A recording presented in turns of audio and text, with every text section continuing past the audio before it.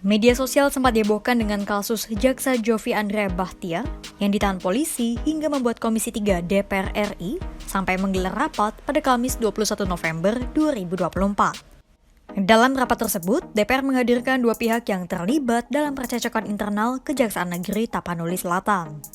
Mereka adalah Jaksa Fungsional Kejari Tapsel Jofie Andrea Bahtiar dan pengawal tahanan Nela Marcella.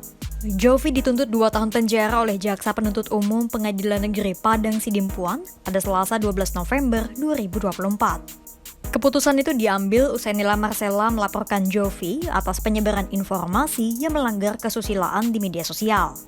Anggota Komisi 3 DPR RI menganggap permasalahan ini masalah internal dan sepele. Tetapi tetap dinilai menjelekkan nama kejaksaan karena viral dan menjadi obrolan hangat warganet di media sosial.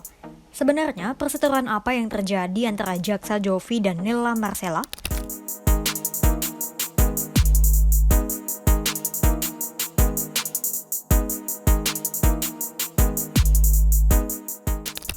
Jadi, awal mula perselisihan dimulai pada Selasa 14 Mei 2024. Saat itu, Nela Marcella menerima tangkapan layar unggahan akun Instagram Jofie dari staf bagian pidana umum Kejari Tapsel, Nova Arimbi Parinduri.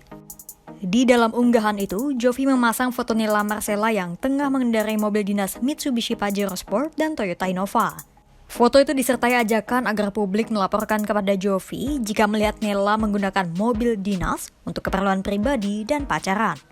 Ajakan itu juga ditujukan kepada LSM dan pegiat anti korupsi di Tapanuli Selatan serta Kota Padang Sidimpuan. Jofie menyatakan akan meneruskan aduan kepada Jaksa Agung Muda bidang pengawasan. Merasa tak terima, Nela kemudian menyurati Kepala Kejaksaan Negeri Tapsel, Siti Holijah Rahab, selaku atasannya dan meminta petunjuk. Siti Holijah Rahab kemudian menyerahkan masalah ini sepenuhnya kepada Nela karena menilai bahwa itu adalah urusan pribadi Nela dengan Jofie. Akhirnya pada 25 Mei 2024, Nela resmi membuat laporan ke Polres Tapanuli Selatan. Kemudian, hampir sebulan kemudian, tepatnya pada 19 Juni 2024, Jofie kembali membuat unggahan serupa di akun TikTok-nya. Postingan kembali memuat foto-foto Nela dengan penggunaan narasi yang dianggap vulgar dan merendahkan individu terkait.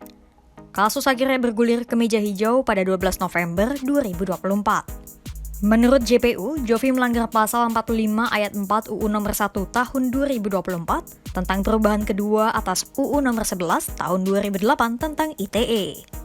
JPU kemudian menuntut Jofie dengan tuntutan pidana penjara selama 2 tahun dan denda 100 juta rupiah subsidi 6 bulan kurungan. Hal itu disampaikan oleh Kasih Intelijen Kejari Tapsel, Obrika Yandi Simbolon pada 14 November 2024. Meski begitu, Obrika menyebut institusinya tak pernah mengkriminalisasi Jofie yang disebutnya membelokkan isu sebenarnya. Setelah itu, muncullah usulan pemecatan Jofie yang diajukan oleh Kejaksaan Agung. Menurut Kapus Penkum Kejagung Republik Indonesia, Harli Siregar, selain masalah pribadi dengan Nela, Jofie juga melakukan tindakan indisipliner dengan tidak masuk kerja selama 29 hari. Karena kasus makin meluas, Komisi 3 DPR selaku mitra kejaksaan kemudian menggelar RDPU dan RDP. Pasalnya, meluasnya kasus menyebabkan citra kejaksaan rusak sekaligus kebingungan di masyarakat.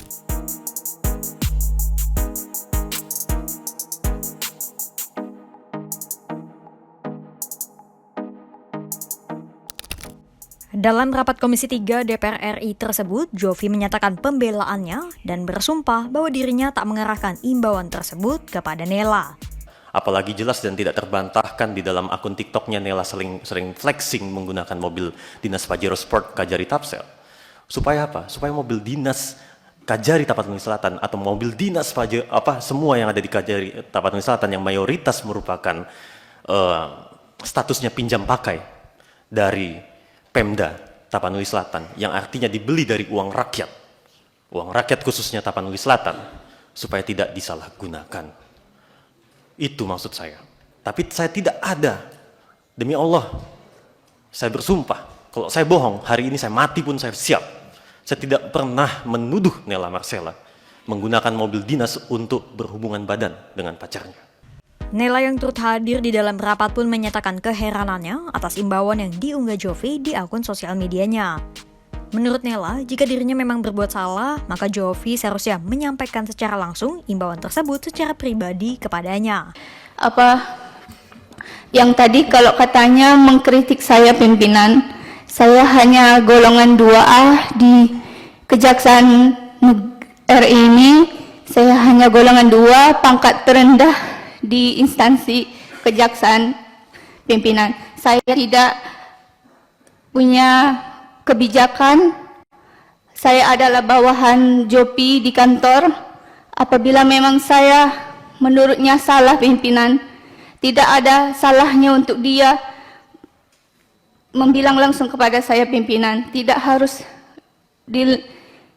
dimasukkannya saya di media sosialnya pimpinan. Saya di sini sangat merasa banyak dirugikan pimpinan atas postingan si Jopi terhadap saya pimpinan.